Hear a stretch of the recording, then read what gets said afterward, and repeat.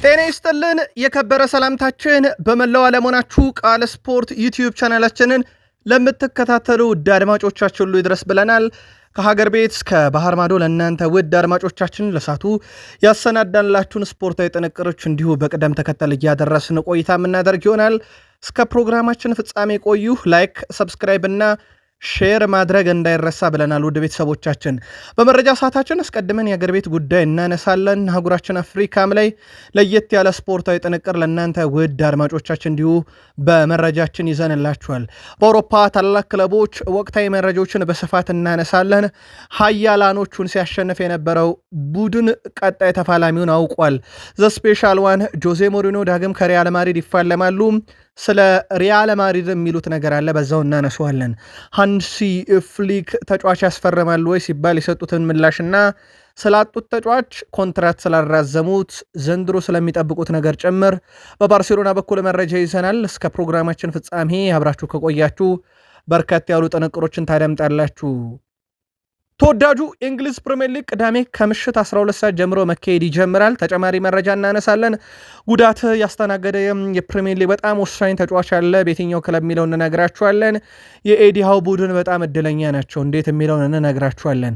ከዛ በዘለለም ተጫዋቹ እስከ ውድድር ዓመት ውጭ በጉዳት ምክንያት ሊሆን ይችላል እየተባለ ነው። በፕሪሚየር ሊግ ቶትናም ሆትስፐርስ ከፈረንጆች 2025 ዲሴምበር በኋላ የፕሪሚየር ሊግ ድል የለውም። ተጨማሪ መረጃዎችን ይዘናል። የሲቲ ተጫዋች በይፋ ክለብ ቀይሯል። ምክትል አሰልጣኙ ናቸው ዛሬ በሲቲ በኩል ጋዜጣዊ መግለጫ የሰጡት። ፔፕ ጋርዲዮላ ስራ አርሰናል ማንሳታቸው አይቀርም ብያችሁ ነበር። በፔፕ ሌንደርስ በኩል ተነስቷል። ምን አሉ የሚለውን እናደርሳችኋለን። የሲቲ ተጫዋች ሩበን ዲያስ ዛሬ ምንድን የገጠመው? መቼስ ነው ወደ ጨዋታ የሚመለሰው? ለየት ያለ መረጃ ለሲቲ ስናነሳ ከእሳቸው ጋር አብሮ የነበረው ታይጃኒ ራይንደርስም ያነሳቸው ነጥቦች ለሲቲ ይዘናል። በቼልሲ የመረጃ ሰዓታችን ሰፊ የቡድን ዜና እናነሳለን። በተለይም ቼልሲ ዘንድሮ ምን እንዳደረገ በጣም በጥቂት ነገር ብቻ እንዴት በዘንድሮ የውድድር ዓመት ምርጥ ጊዜን እያሳለፈ እንደሆነ እንነግራችኋለን። ከዛ ውጭ ግን ቼልሲ በቀጣይ የሚገጥማቸው ቡድኖች ዕጣ ፈንታን በተመለከተና ቼልሲን ስለሚለቀው ተጫዋች እናነሳለን። ከቢቢሲ ስፖርት ጋር ቆይታ ነበረው። አንድ የሊቨርፑልም ኮከብ ምን አለ ምን አነሳ፣ በሊቨርፑል በኩል ተጨማሪ መረጃዎችን እናነሳለን። ከዛ በዘለለ የሳምንቱ ተጋጣሚ የሊቨርፑል ኒካስል ነውና ጨዋታውን አያይዘን ተጨማሪ መረጃዎችን ለእናንተ ውድ አድማጮቻችን ይዘናል። ሊቨርፑልና የአውሮፓ ሻምፒዮንስ ሊግ፣ ሊቨርፑልና ቶፕ ፎር ወይም አራት ውስጥ መጨረስ፣ ሊቨርፑልና ጉዳት ላይ ያሉ ተጫዋቾችን የተመለከተም ተጨማሪ ጥንቅር እናነሳለን።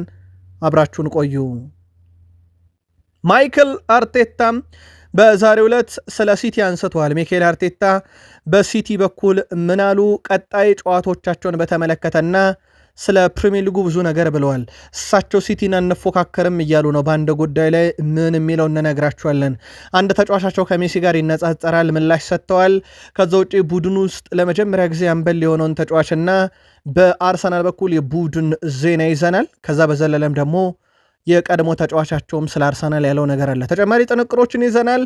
በማንቸስተር ዩናይትድ የመረጃ ሰዓታችን የማይክል ካሪክ ጋዜጣዊ መግለጫ በእጃችን ደርሷል። ምን አሉ? በተጫዋች ጉዳት፣ በተጫዋች ዝውውር፣ ኮንትራት በማራዘም ጉዳይ፣ ስለ ተጋጣሚያቸው ፉልሃም፣ ስለሳቸው በዩናይትድ መሰንበት በርካታ ምላሾችን ሰጥተዋል። በማንቸስተር ዩናይትድ በኩል የራስመስ ሆይሉንድን ጉዳይና በፕሪሚየር ሊጉ ረጅሙ ያለመሸነፍ ጉዞ ያለውን ማንቸስተር ዩናይትድ የተመለከተ ተጨማሪ መረጃዎችን ይዘናል። ላይክ፣ ሰብስክራይብ፣ ሼር አድርጉን። በቃል ስፖርት በዩቲዩብ ገጽ ብቻ እንገኛለን። ሁልጊዜ የምንላችኋለን። በሀገር ቤት መረጃ ነው የምንጀምረው። ከመረጃዎቹ ጋር እኔ ቃል ነኝ። እናንተን እያጋራችሁን አብራችሁን ቆዩ። በኢትዮጵያ ፕሪሚየር ሊግ 18ኛ ሳምንት መርሃ ግብሮች እየተካሄዱ ይገኛሉ። እንደተለመደው የኢትዮጵያ ፕሪሚየር ሊግ ዛሬም በ0-0 ነው የተጀመረው። ሽረ ምድረ ገነት ከኢትዮጵያ መድን ያደረጉት ጨዋታ ያለምንም ግብ 0-0 ተጠናቀቀ። ከጨዋታው በኋላ ሽረ ምድረ ገነት 22 ነጥብ ላይ፣ ኢትዮጵያ መድን 19 ነጥብ ላይ ደረሱ። ግብ ያየንበት ግን አንድ ጨዋታ ነበረ ተጠናቆ ውጤት እጃችን ላይ ደረሰ። ይኸውም ጨዋታ ሐዋሳ ከተማ ከኢትዮ ኤሌክትሪክ ያደረጉት ጨዋታ ነበረ። ጨዋታው በሐዋሳ ከተማ 2-0 አሸናፊነት ተጠናቋል።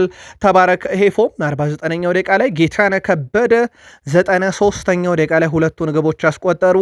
ሐዋሳ ከተማ ነጥቡን 32 አደረሰ። ኢትዮ ኤሌክትሪክ 26 ነጥብ ላይ ለመቅረት ተገዷል።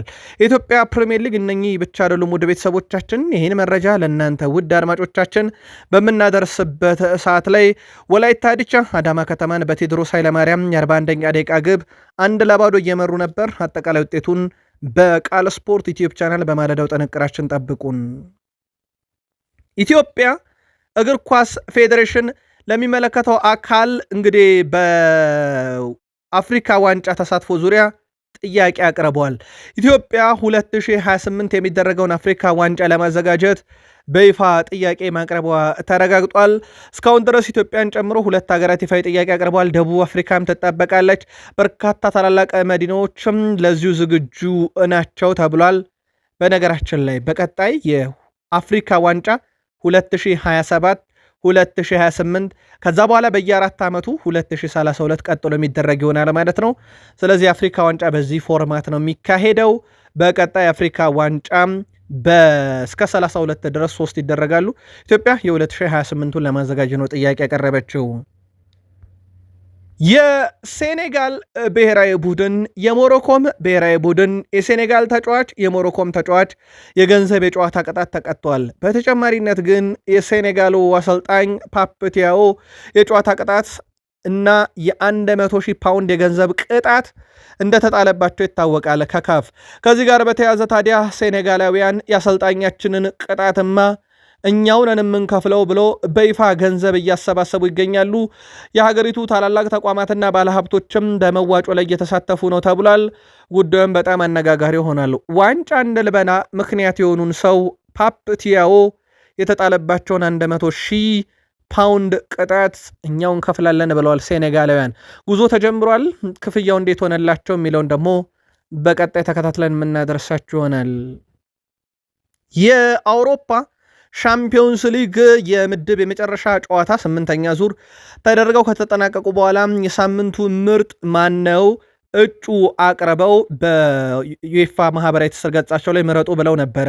አንድሪያስ ሹልድሩፕ የቤኔፊካው ተጫዋች፣ ዦ ፔድሮ የቼልሲው፣ ማሊክ ቲልማንም እንደዚሁም አሌክሲስ ማካሊስተርም ተካተው እንደነበረ ይታወቃል። ወደ ቤተሰቦቻችን ከዚህ ጋር በተያዘ ታዲያ የቤኔፊካው አንድሪያስ ሹልድሩፕ የ8ኛ ዙር ወይም የመጨረሻው ዙር የአውሮፓ ሻምፒዮንስ ሊግ ምርጡ ተጫዋች ተብሎ ተመርጧል። ቤኔፊካ በዛ እንቅልፍ በሚነሳ ለሪያል ማድሪድ ማለት ነው ለእግር ኳስ አፍቃሪያን ቁጭ በሚያደርግ ጨዋታ የጆዜ ሞሪኖን ስፔሻልነት ባየንበት ጨዋታ ቤኔፊካ ሪያል ማድሪድን 4-2 አሸንፎ በአውሮፓ ሻምፒዮንስ ሊግ ውስጥ ህልውናውን ያቆየ ቡድን እንደነበር ይታወቃል።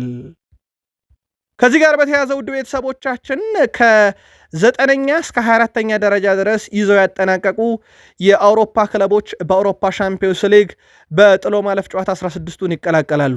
በዚህም መሰረት ዛሬ ዕጣ ማውጣት ስነስርዓቱ ተካሂዷል። ቤኔፊካ ከሪያል ማድሪድ፣ ሞናኮ ከፒኤስጂ፣ ካራባግ ከኒካስል ዩናይትድ፣ ጋላታሳራይ ከዩቬንቱስ፣ ቦሩሲያ ዶርትመንድ ከአታላንታ፣ ክለብ ብሩጅ ከአትሌቲኮ ማድሪድ፣ ቦዶ ግሊምት ከኢንተር ሚላን፣ ኦሎምፒያኮስ ከባየርን ሌቨርኩሰን።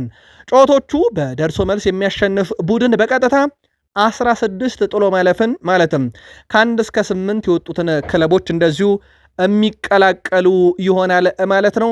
ከዚህ ጋር በተያያዘ አንዳንድ ጨዋታዎች ለየት ያለ የራሳቸው አጋጣሚ ያለና እናነሳቸዋለን። በተለይም አንዳንድ ክለቦች ከደረሳቸው ተጋጣሚ አንጻር እየተመለከተን እናነሳቸዋለን።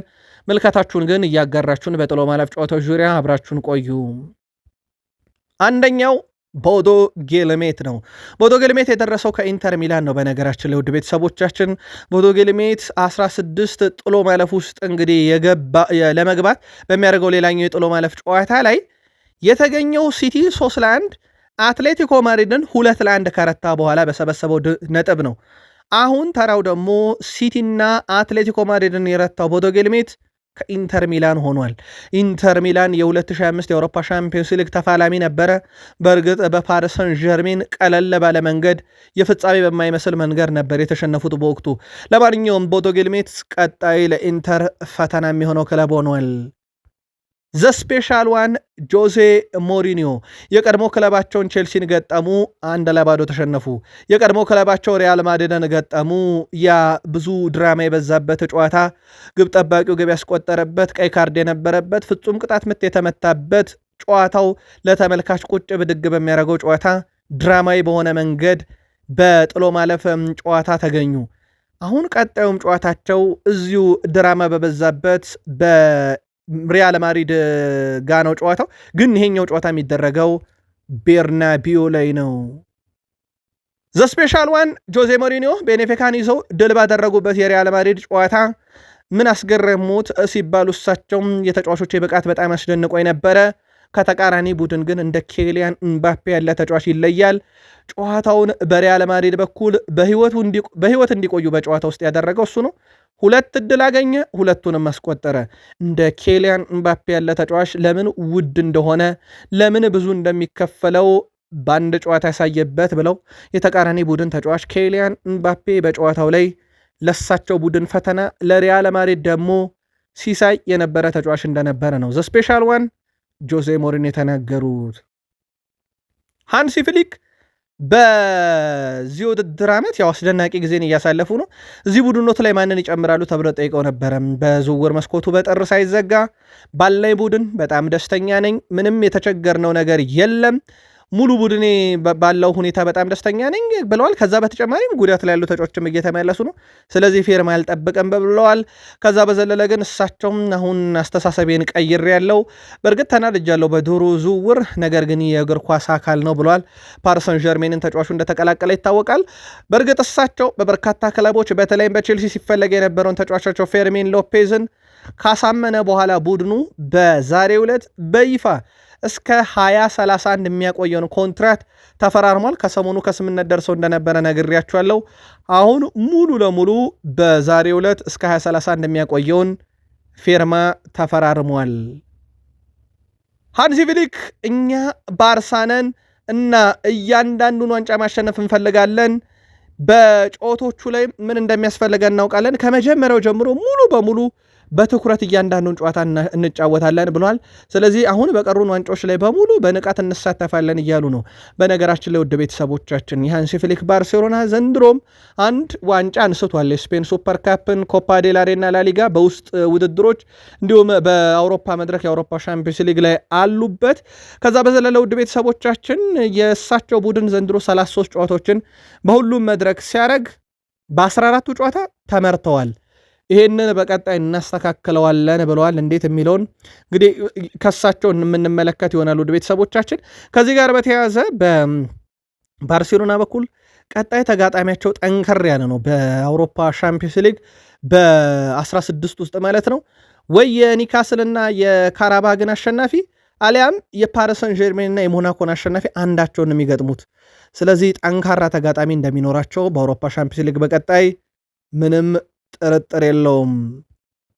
ሉካስ ፓኩዌታ ዌስትሃም ዩናይትድን ከለቀቀ በኋላ ፍላሚንጎን እንደሚቀላቀል ይታወቃል። ታዲያ ወደ ፍላሚንጎ ሲመለስ የቬኒሲየስ ጁኒየርን 20 ቁጥር መለያ እንደሚለብስ አረጋግጧል።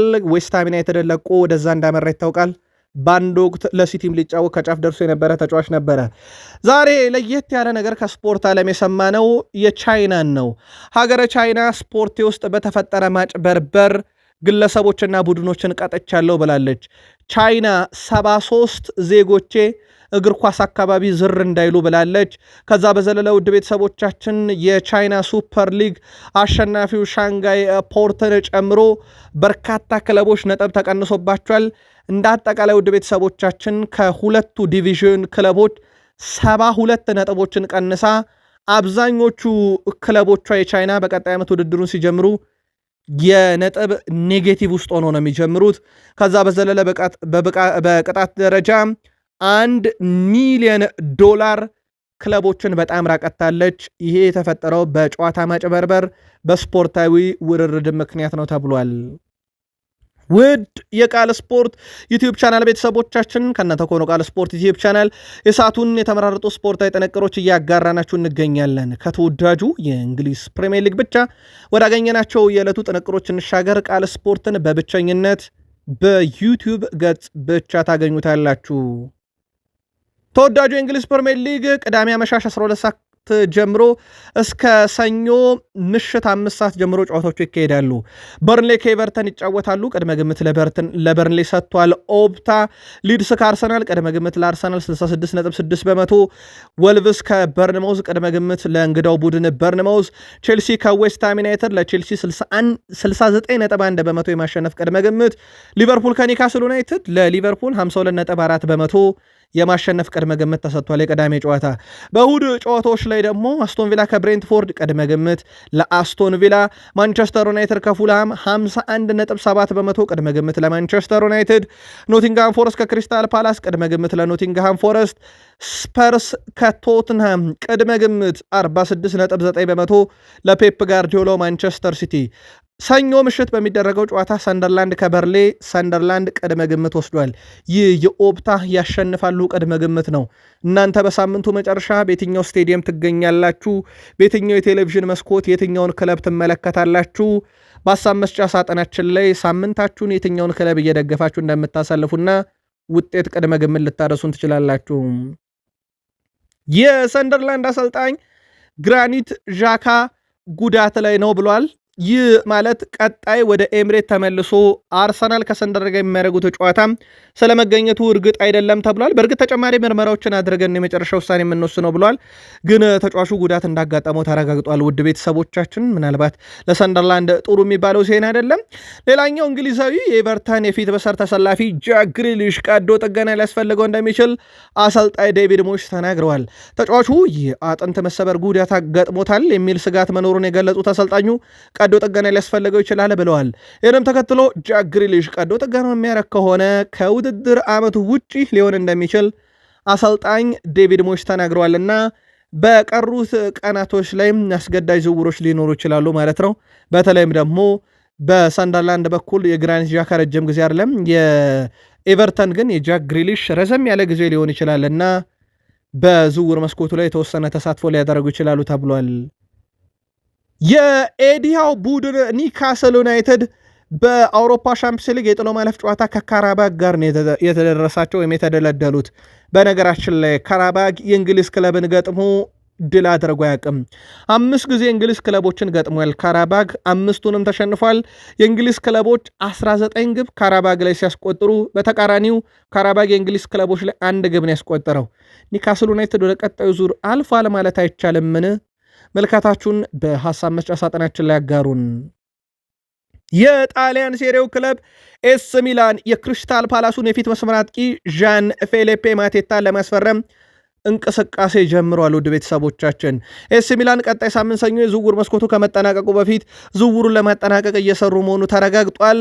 በዚሁ ምክንያት ተጫዋቹ ኖቲንግሃም ፎረስት በሚገጥመው የክሪስታል ፓላስ ቡድን ስብስብ ውጪ መሆኑ ተረጋግጧል። አሰልጣኙ ኦሊቨር ግላስነር በጉዳዩ ላይ በሰጡት አስተያየት እሱ ለመጫወት በትክክለኛው ቦታ ላይ አይደለም ሲሉ ተደምጧል።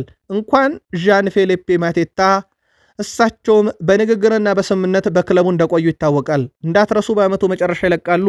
ከዛ በፊትም ልቀቁኝ በሚመስል ሁኔታ የገዛ ክለባቸውን ሲወርፉ እንደነበር ይታወቃል። ከሰሞኑ ፉልሃም ኖርዌያዊን የማንቸስተር ሲቲ ተሰላፊ ኦስካር ቦብን ከማንቸስተር ሲቲ ማስፈረማቸውን ይፋ አድርገዋል። ፉልሃም ተጫዋቹን በ31 ሚሊዮን ዩሮ የዝውውር ሂሳብ የግላቸው አድርገውታል። ማንቸስተር ሲቲ ከተጫዋቹ ወደፊት ሽያጭ 20 በመቶ ድርሻ እንደሚኖራቸው ተረጋግጧል። የ22 ዓመቱ ኦስካር በፉልሃም የ5 ዓመት ኮንትራት ሲፈርም በክለቡም የ14 ቁጥር መለያን የሚለብስ ይሆናል። ፉልሃም ጥሩ ተጫዋች አግኝቷል፣ ጥርጥር የለውም። ሲቲ ግን 31 ሚሊዮን ዩሮ ከዚህ ተጫዋች አግኝቷል። ከወደፊት ሽያጩ 20 በመቶን ያገኛሉ። በጣም ትልቅ የሚባል ቢዝነስ ነው የሰሩት ማለት ይቻላል ማንቸስተር ሲቲዎችም። የቶትናም እና የማንቸስተር ሲቲ ጨዋታ እንደ ትልቁ ነው የሚጠበቀው። የፊታችን እሁድ ይደረጋል።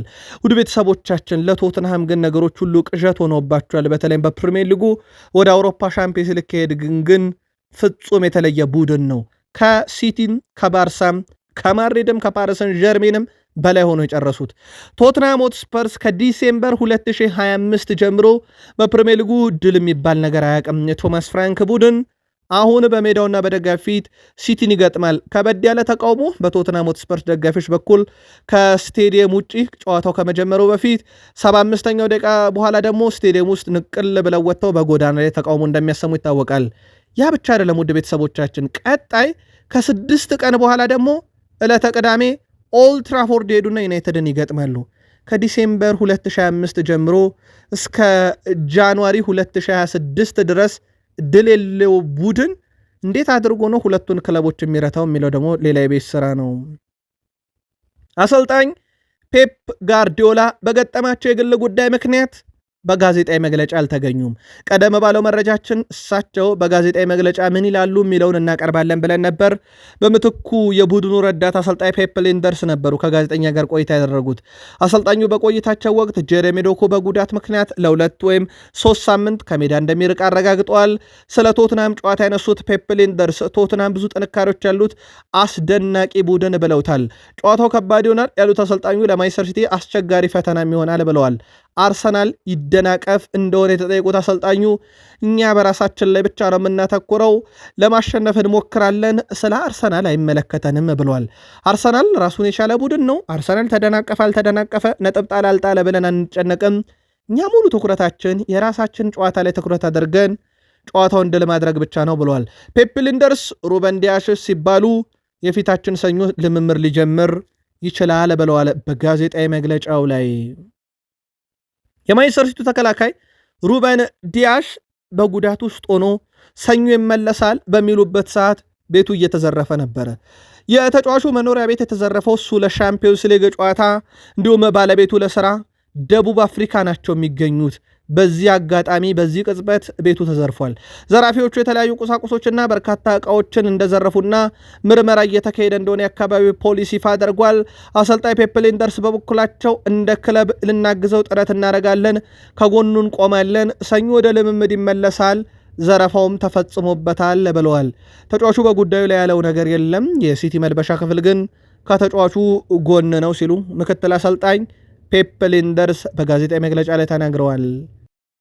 ፔፕ ሊንደርስ ሌሎች ያነሷቸው ነጥቦች አሉ። ለአብነት ያክል በክረምት ክለቡን ስለተቀላቀሉት ተጫዋቾች ማርክ ጉዌ እና ሲሚዮኔ በጣም ድንቅ ስራን የሰራ ነው ብለዋል። እሳቸው ቡድኑን አጠናክረናል፣ የሚያስፈልጉን ተጫዋቾች አምጥተናል፣ ምርጥ 11 ውስጥ መካተት የሚችሉ ናቸው።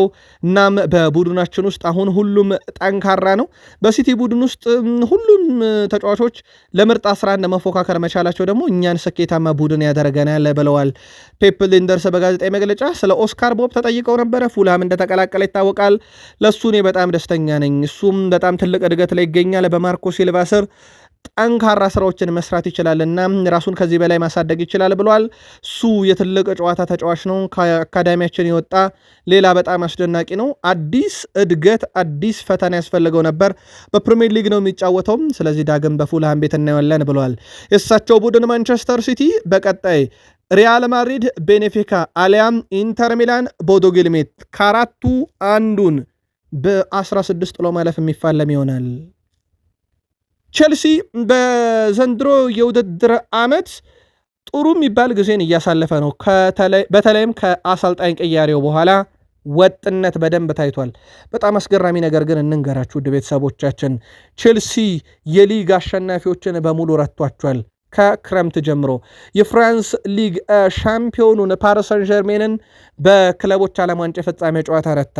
የእንግሊዙን ሻምፒዮን ሊቨርፑልን በፕሪሚየር ሊግ፣ የስፔኑን ሻምፒዮን ባርሴሎና በአውሮፓ ሻምፒዮንስ ሊግ፣ የጣሊያኑን ሻምፒዮን ኢንተር ሚላንን በአውሮፓ ሻምፒዮንስ ሊግ ረቷል።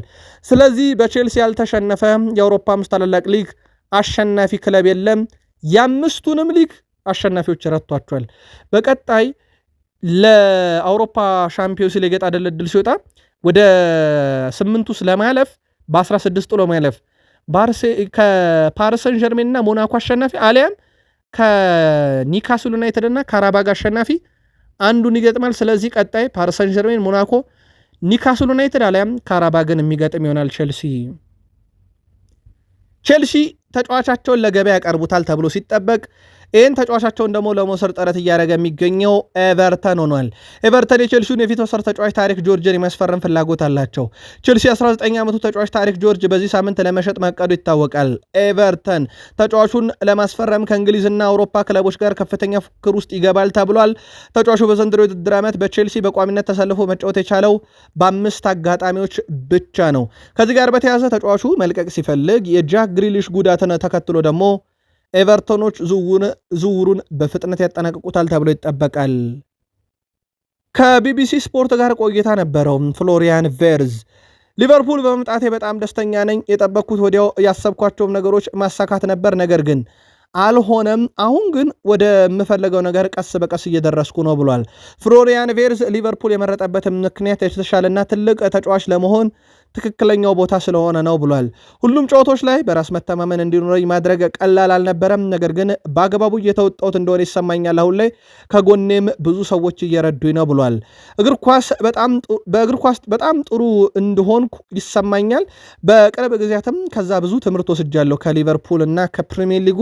ያንን ደግሞ በቀጣይ ጨዋታዎች ላይ እየተገበርኩት እመጣለሁ። በእግር ኳስ ሜዳዎች ላይ መጫወትን እሻለሁኝ ብሏል በብቃት። ስለዚህ ተቀያሪ ወንበር ላይ መቀመጥን እንደማይሻና በእያንዳንዱ ጨዋታ ለቡድኑ ግልጋሎት መስጠትን እንደሚሻን ተናግሯል።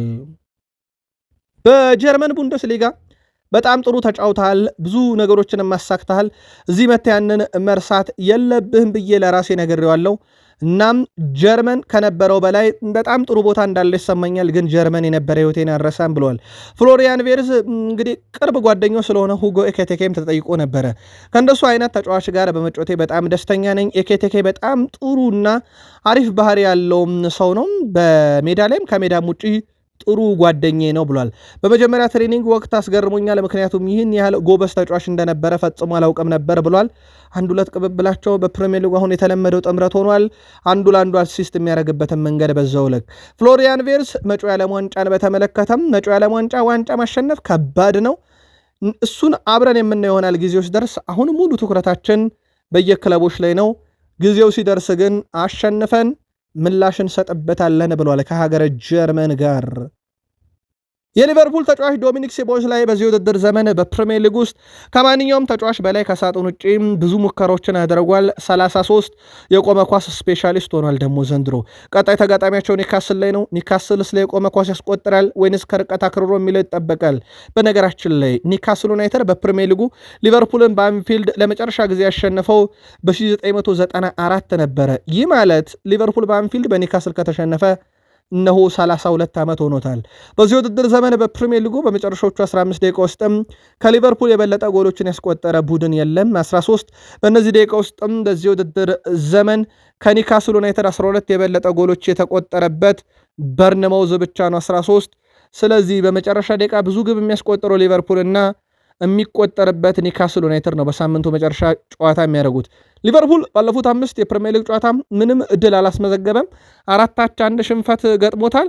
ስለዚህ የሚያካክስበት ሌላ ጨዋታ በአንፊልድ ከኒካስል ዩናይትድ። ሊቨርፑል በአንፊልድ ሮድ ስቴዲየም 4 ጎሎችን ያስቆጠረው ከበርንማውዝ ጋር እሱንም በሊጉ የመክፈቻ ጨዋታ ዕለት ነበረ። በዚህ ውድድር ዘመን በአንፊልድ በአንድ ጨዋታ በአማካይ 1.45 ጎሎች ብቻ የሚያስቆጠር ሲሆን ይህም ከ2011-12 ውድድር ወዲህ በአንድ የውድድር ዘመን በጣም ዝቅተኛው ነው። ያኔ 1.26 ነበር፣ አሁን 1.45 ነው። ከበርንማውዝ ያኔ ሲሜኔ በጣም አስደናቂ ግብ ካስቆጠረባቸው ጨዋታ ማለት ነው። ከዛ በኋላ በጣም ከባድ ሆኗል። 4 ግብ እዚህ ሜዳ ላይ። ኒካስል ከሊቨርፑል ባደረጓቸው የመጨረሻ 29 የፕሪሚየር ሊግ የሜዳ ውጭ ጨዋታ ወይም አንፊልድ ላይ ማሸነፍ አልቻሉም። 5 አቻ ሲወጡ 24 ጨዋታ ደግሞ ሊቨርፑል አሸንፏቸዋል። ይህም በሊጉ ታሪክ ውስጥ ከተጋጣሚ ጋር ባደረጓቸው ጨዋታ ረጅሙ ያለማሸነፍ ጉዞ ነው ለኒካስል እና ከባዱ ሜዳ ላይ ይመጣሉ። ሊቨርፑል ከኒካስል ባደረጓቸው ያለፉት 18 የፕሪሚየር ሊግ ጨዋታም በሁለቱም ሜዳ በሴንት ጄምስ ፓርክ ስቴዲየምም በአንፊልድ ሮድ ስቴዲየምም ሽንፈት አልገጠማቸውም። 13 ጨዋታ ሲያሸንፉ 5 አቻ ተለያይተዋል። ለመጨረሻ ጊዜ በፕሪሚየር ሊጉ በኒካስል የተሸነፉት 2015 ከሜዳ ውጪ በሴንት ጄምስ ፓርክ ስቴዲየም ነበር። 4 ውስጥ ለማጠናቀቅ እንፈልጋለን። ስለዚህ እያንዳንዱን ጨዋታ ከመቼውም ጊዜ በላይ በጣም ወሳኝ ናቸው ብለዋል ፔፕ አሰልጣኝ አርኔ ስሎት። በዝውውር ገበያው እኛን መርዳት የሚችል ተጫዋች ካለ እንመለከታለን። ጆንስ ለጨዋታ ዝግጁ ነው። ጆ ጎሜዝ ለጨዋታ ዝግጁ አይደለም፣ ነገር ግን ለረጅም ጊዜ አይቆይም። አሌክሳንደር ኢሳክ እስካሁን ወደ ሜዳ አልተመለሰም፣ የተወሰኑ ጊዜያትን ይቆያል ብለዋል አሰልጣኙ። በንግግራቸው ወቅት ፍሪምፖንግ ለረጅም ጊዜ ከሜዳ እንደሚርቅ ተናግረው፣ ነገር ግን ጉዳቱ እንደታሰበ የከፍ አይደለም ብለዋል። ይህንን መረጃም ቀደም ባለው የስፖርት የመረጃ ሰዓታችን አንስተነው ነበር። ሊቨርፑል በአውሮፓ ሻምፒዮንስ ሊግ በቀጣይ ከዩቬንቱስ፣ ጋላታሳራይ፣ አትሌቲኮ ማድሪድ አሊያም ክለብ ብሩጅ አንዳቸውን የሚፋለም ይሆናል። ከቶትናም ጋር እስከ ፍጻሜ ካልደረሱ በስተቀር እርስ በርስ አይገናኝም። የመድፈኞቹ አሰልጣኝ ማይክል አርቴታ ተፎካካሪያቸው ማንቸስተር ሲቲ በቀላሉ እጅ እንደማይሰጥ አስታውቀዋል። በዚህ የሊጉ የነጥብ ልዩነት በጠበበበት ሰዓት ማንቸስተር ሲቲ ማርክ ጉዌና ሴሜንን በማስፈረም ቡድኑ ስለማጠናከር የጠየቁት ማይክል አርቴታ ማንቸስተር ሲቲ ምን እንደሚያደርግ እና ባለፉት 10 እና 15 ዓመታት ምን እንዳደረገ ጠንቅቄ ያውቃለሁ የሚሉት እሳቸው፣ ስለዚህ ነገሩ አልገረመኝም፣ ተጫዋች ማስፈረም ግን የነሱ ስራ ነው ብለዋል። አክለው ማንቸስተር ሲቲ ፕሪሚየር ሊጉን ማሸነፍ ይፈልጋል፣ ለማሸነፍ ደግሞ ሁሉንም ነገር ያደርጋል ብለዋል። በማንቸስተር ሲቲና በአርሰናል መካከል ፉክክሩ እንደሚቀጥልም እሳቸው ጠቁመው ከፔፕ ጋርዲዮላ ጋር ፉክክር ላይ ብንሆንም ወዳጅነታችን ግን አሁንም እንደጠበቀ ነው ብለዋል። 90 ደቂቃ ሲቲ ከአርሰናል እስኪጫወት ግን እንዴትም ወዳጅ እንደማይሆኑ የሜዳው ጠርዝ ላይ ቁጭ ብድግ ሲሉ ሲንቆራጠጡ ሁለቱም አሰልጣኞች ይታያል። ከጨዋታ በኋላ ግን ጓደኛ ነን ብለዋል አሰልጣኝ ሚኬል አርቴታ። በማይክል አርቴታ በኩል ከተነሱ ሀሳቦች ውስጥ ተጫዋች ብናስፈርም እንኳን ቡድኑን ለማጠናከር ነው፣ ባለን ማንኛውም ጉዳት ምክንያት ነው ሊሆን የሚችለው፣ እኛ የሆነው ቡድን ተጫዋች ስላስፈረመ እናስፈረመም ብሏል። በቡድኔ ውስጥ አሁን ያሉ ተጫዋቾች በጣም ጥሩ ናቸው፣ ለዋንጫ መጫወት ይችላሉ ብሏል። ዛሬ ያው ፕሮፌሽናል ኮንትራቱን ቀጣይ ዓመት እንዲፈርም አስቀድሞ የስኮላርሺፕ ፊርማ በማክስ ዶማን በኩል አግኝተዋል። ከሜሲ ጋር ስለመነጻጸሩ ተጠይቀው ነበር። እሳቸው ማክስ ዶማን እርግጠኛ ነኝ በእኔ ህይወት ካየኋቸው ምርጥ ወጣት ተጫዋች ነው። አርሰናል ውስጥ ያሳየው ብቃት እኔ በግሌ ከዚህ በፊት አላየሁትም፣ ያየሁትም ከሜሲ ጋር ነው፣ ምናልባትም ከዛ በላይ ይሆናል። እሱ ማክስ ዶማን ማለታቸው ነው። ከሜዳ ውጪ ከሚመጡ የተቃራኒ ደጋፊዎች ጩኸት ድንጋጤ ውስጥ አይገባም፣ በራስ መተማመኑም ያስገርመኛል ብለው ተጫዋቻቸውን ወድሷል። በዛሬው ዕለት ቅድመ ኮንትራቱን ፈርሟል። ቀጣይ ዓመት 17 ዓመት ሲሞላው ፕሮፌሽናል ኮንትራቱን ከአርሰናል ጋር የሚፈርም ይሆናል። ሮበርት ፔሬዝ አርሰናል ለአውሮፓ ሻምፒዮንስ ሊግ ዋንጫ ለፍጻሜ ለማለፍ አሁንም በቂ ቡድን አለው፣ በቂ ጥልቀት አለው፣ ስለዚህ ፍጻሜውን ማሸነፍ ይችላል ብሏል። ከቡድኑ ወቅታዊ ጥንካሬ አንጻር እንደ አብነት ያነሳው ሮበርት ፔሬዝ በምድብ ሁሉንም ጨዋታ አሸንፏል፣ 23 ጎሎችን አስቆጥሯል፣ የተቆጠረባቸው 4 ነው። ይህ የቡድኑን ጠንካራ ጎን ያሳያል። በአርቴታና በተጫዋቾቹ የተሰራውም ስራ በጣም ድንቅ ነው። በአውሮፓ ሻምፒዮንስ ሊግ ዋንጫ ማንሳት የሚችል ቡድን ነው፣ ጥንካሬውን በዛ ልክ ነው የታየኝ ብሏል። የቀድሞ ተጫዋች ሮቤርት ፔሬዝ በአውሮፓ ሻምፒዮንስ ሊግ በኦፕታ በኩል ከተከታይ ቅድመ ግምት ከተሰጠው ባየር ሙኒክ በእጥፍ ልቆ አርሰናል ቅድመ ግምት የተሰጠው ቡድን እንደሆነ ይታወቃል። በቀጣይ አርሰናል ከአታላንታ፣ ከቦሩሲያ ዶርትመንድ፣ ከባየር ሌቨርኩሰን አሊያም ከኦሎምፒያኮስ አንዳቸውን በአውሮፓ ሻምፒዮንስ ሊግ ከአራቱ ይገጥማል። ባየር ሙኒክን ፍጻሜ እስካልደረሰ ድረስ አርሰናል እንደማይገጥም ይታወቃል። በአርሰናል በኩል 2021 ላይ ነበረ ቤን ዋይት ክለቡን የተቀላቀለው። ለመጀመሪያ ጊዜ ቡድኑን በአምበልነት መርቷል። በአውሮፓ ሻምፒዮንስ ሊግ ከካይራት ጋር ባረጉት ጨዋታ ተጫዋቹ ቡድኑን በአምበልነት በመምራቱን በጣም ደስተኛ ሆኖ ግን ዋና ህልሙም አርሰናልን በአሸናፊነት ቦታ ላይ እንዲገኝ የማድረግ ነውና ይቀጥላል ብሏል። ግን ለመጀመሪያ ጊዜ አምበል ሆኖ ቡድኑን በመምራቱ በጣም ደስተኛ ሆኗል። ከዝውውር ጋር በተያያዘ የዚንቼንኮን ጉዳይ ለመጨረስ የመጨረሻ ስራዎች በአርሰናል በኖቲንግሃም ፎረስት እና በአያክስ መካከል እየተደረገ ነው። ይህን መረጃ ስናጠናክር ዝውውሩ ይፈጸም ዘንድ ተጫዋች የሕክምና ምርመራውን ለማድረግ ፍቃድ እየተጠባበቀ ነው። አያክስን ይቀላቀላል ተብሎ ይጠበቃል። አንድ ሰው ደግሞ እንጠቁም፣ ኦሊቬን ዥሩ ያቺ ስኮርፒዮን ግቡ የምትረሳ አይደለም። ክሪስታል ፓላስ ላይ ከአሌክሲስ ሳንቼዝ ያገኛትን ኳስ ልክ በዛሬዋ ቀን የመጨረሻ ጨዋታውን ለአርሰናል አደረገም። ከአርሰናል ጋር ተሰናበተ። በአርሰናል ቆይታው 253 ጨዋታ 105 ጎል 41 አሲስት 3 ኤፍ ኤ ካፕ ዋንጫን ከአርሰናል ጋር ያነሳ ኦሊቬ ዥሩ አሁን ፍራንስ ሊግ ውስጥ እየተጫወተ እንደሆነ ይታወቃል። የማንቸስተር ዩናይትዱ አለቃ ጊዜ አሰልጣኝ ማይክል ካሪክ በጋዜጣዊ መግለጫ ላይ በርካታ ነጥቦችን አንስቷል። አንደኛው ፓትሪክ ዶርጉን ነው። እንዳለመታደል ሆኖ በጣም ጥሩ ጊዜ እያሳለፈ በሚገኝበት ሰዓት መጎዳቱ በጣም ያሳዝናል። ለሱ ለሳምንታት ያክል ከሜዳ ይርቃል ብለዋል። አሁን ምን ያህል እንደሚርቅ ለማወቅ ምርመራ እያደረግን ነው። ጥቂት ሳምንት ይወስዳል። የጉዳቱን መጠን ለማወቅ ትንሽ ታገሱን ብለዋል። እውነቱን ለመናገር አሁንም በዝውውር መስኮቱ ላይ ያሉ እንቅስቃሴዎች ላይ አላቋረጥንም። በእርግጥ ብዙ ነገሮች ሊከሰቱ ይችላሉ በሰዓታት ውስጥ ብለዋል። እንደ ቡድን ተነጋግረናል። ምን ማድረግ እንደምንችልም አሳይተናል። የሚቀጥሉ ጥቂት ቀናት ምን ይዘው እንደሚመጡ ማየት ብቻ ነው የሚጠበቅብን። ነገር ግን እኔ በዚህ ጉዳይ ላይ ተረጋግቻለሁ። ቦርዱ የሚወስናቸው ውሳኔዎች አለው ብለዋል። ጆሽኳ ዜርኪዝ እና ማቲያስ ዴላይትን በተመለከተ ጆሽኳ ዜርኪዝ በዚህ ሳምንት ወደ ልምምድ ተመልሷል ብለዋል። ይህም ለእኛ መልካም ዜና ነው። ምናልባት ለፉልሃም ጨዋታ በስብስብ ውስጥ ሊካተት ይችላል ብለዋል። ማቲያስ ዴላይት እስካሁን ከኛ ጋር ልምምድ አልጀመረም ብለዋል። እንደ ቀልድ ተጫዋቹ ወራቶች እየተቆጠሩበት ነው። የብሩኖ ሚጌል ፈርናንዴዝ የማንቸስተር ዩናይትድ ቆይታን በተመለከተ ምላሽ ሰጥተዋል። ከልክ በላይ ወደፊት አሻግሮ መመልከት አስፈላጊ አይደለም፣ ከፉልሃም ጋር ስለምናደርገው ጨዋታ ነው የምናተኩረው ብለዋል። ነገር ግን ዋናው የኔ አጀንዳ እሁድ ከፉልሃም ጋር በሚደረገው ጨዋታ በጥሩ መልኩ ማሳለፍ ነው። ብሩኖ ፈርናንዴዝም ለማንቸስተር ዩናይትድ ሙሉ ለሙሉ ግልጋሎት ይሰጣል፣ ቁርጠኛም ነው፣ ምንም አይነት ችግር የለም ብለዋል። ከዚህ በኋላ ያሉት ነገሮች በውድድር ዘመኑ መጨረሻ ላይ ይፈታሉ። አሁን ሙሉ ትኩረታችን ጨዋታው ላይ ነው ሲሉ ተደምጠዋል። ከብሩኖ ሚጌል ፈርናንዴዝ ጋር በተያዘ ለተነሳላቸውም ጥያቄ ሜሰን ማውንት ትልቅ አድናቂ መሆናቸውን ተናግረዋል። እሳቸው የተጫዋቹ ጥራት የሚያሳየው ባህሪ ስብዕናው ላቅ ያለ ነው። ሜሰን በጣም ወዷለሁ፣ እናም ለዚህ ክለብ ጥሩ ግልጋሎት እንደሚሰጥ እርግጠኛ ነኝ ብለዋል። እሳቸው ስለ ተጋጣሚያቸው ፉልሃም ሲያነሱ ከባድ ጨዋታ ይጠብቀናል፣ በጣም ከባድ ተጋጣሚ ነው ፉልሃም። ያለፈውን ጨዋታ ተመልክቼዋለሁ፣ የፉልሃም ጨዋታ ትኩረት የሚስብ ነበር ብለዋል። ጨዋታው በሜዳችን ስለሆነ ብቻ ቀላል አይሆንም፣ በጣም ጠንካራ መሆን ያለብን ሲሉ ተደምጧል እሳቸው። እናም ተጽዕኖ ፈጥረን ተጭነን ተጫውተን ጨዋታውን ድል አድርገን እንወጣለን። የፉልሃም ጨዋታ ግን በሜዳችን ስለሆነ ብቻ ወቅታዊ ጥሩ ብቃት ላይ ስላለን ቀላል አይሆንልንም ሲሉ ተደምጧል ማይክል ካሪክ። ሌላው ሌሳንድሮ ማርቲኔዝ ስለሳቸው ቀደም ብዬ በመረጃ ሰዓታችን ነግሬያችሁ ነበረ ያነሳቸውን ሀሳቦች በቡድን ውስጥ በተለይም ተነሳሽነትን በመፍጠር ላይ እሳቸው ሚና ትልቅ ነበረና ማይክል ካሪክም የታክቲክ ጉዳይ እንዳለ ሆኖ ስሜቶች ላይ ሰራለውኝ፣ በተለይም ተጫዋቾች ለክለቡ ጥሩ ስሜት እንዲሰማቸው፣ የሚጫወቱት ክለብ ማንነትን እንዲያውቁ፣ የማሸነፍ ባህል እንዲኖራቸው በልምምር ላይ አስተሳሰቦች ላይ ሰራለው። የተጫዋቾቹ ስሜት ተነሳሽነት አሁን ተቀይሯል። ያ ሽንፈት የሚለው አስተሳሰባቸው እንዲጠፋና ለዩናይትድ በቁርጠኝነት እንዲጫወቱ ማድረግ ላይ ትኩረት አደርጋለሁ ብለዋል።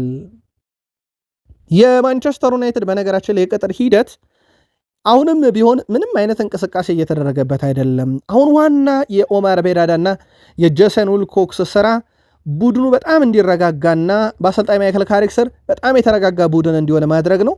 ቀጣይ ቅጥርን በተመለከተም ቀጣይ ክረምት ላይ በተለይም የማይክል ካሪክን ሁኔታ በውድድር ዓመቱ መጨረሻ ከተገመገመ በኋላ ነው ተብሏል። ካሪክ እስከ ውድድር ዘመኑ መጨረሻ ኮንትራት አለው በማንቸስተር ዩናይትድ። በመሆኑም እስከ ሰኔ ወር ድረስ የሚመዘገቡ ውጤቶች ካሪክን በቋሚነት ያስቀጥሉታል አያስቀጥሉት የሚለው ይጠበቃል። ሌጀንዶች ግን ለምን የቀሩትን 15 ጨዋታ አያሸንፍም መቆየት የለበትም እያሉ እንደሆነ ይታወቃል። ከዚህ ጋር በተያያዘ ምን አይነት ሂደት ዩናይትድን ይገጥመዋል የሚለው በዓመቱ መጨረሻ የሚጠበቅ ይሆናል። ታሪካዊው የ1998-99 የትሪፕል አሸናፊው ቡድን ወሳኝ ሰው የነበረው ቴድ ሼሪንግሃም ማንቸስተር ዩናይትድ በናፖሊ የሚገኘውን ራስመስ ሆይሉንድን ወደ ቤቱ መመለስ አለበት ብሏል። በግሌ እኔ በእግር ኳስ ነገሮች በፍጥነት እንደሚለወጡ አምናለሁ ይላል ቴድ ሼሪንግሃም። በተለይም ቡድን የሚመራው ሰው ሹምሽር ለውጥ ሲኖር የበለጠ ይህ እምነት ይጨምራል። ማይክል ካሪክ እንደ ራስመስ አይነት ተጫዋች ያለው ሰው ቢኖር ቡድን ውስጥ ይመርጠዋል ብሏል። ከዚህ በፊት ስለነበረው ቆይታ ግድ አይሰጠኝም፣ ምርጥ እግር ኳስ ተጫዋች መሆኑን ግን ራስመስ ሆይሉንድ አውቃለሁ። ባይሆን ኖሮማ ቀድሜ ወደ ማንቸስተር ዩናይትድ ባለመጣ ነበር ይላል። ስለዚህ ይላል ቴድ ሼሪንግሃም ራስመስ ሆይሉንድ ብቃት አለው፣ እርግጠኛ ነኝ። ወደ ማንቸስተር ዩናይትድ መመለስ ለማንቸስተር ዩናይትድ ዳግም መጫወት አለበት እያለ ነው። የዩናይትድ ደጋፊዎች ራስመስ ሆይሉንድ መመለስ አለበት ወይንስ በቤንያሚን ሼሽኮ ነው ቡድኑ መቀጠል ያለበት? ጻፉልን።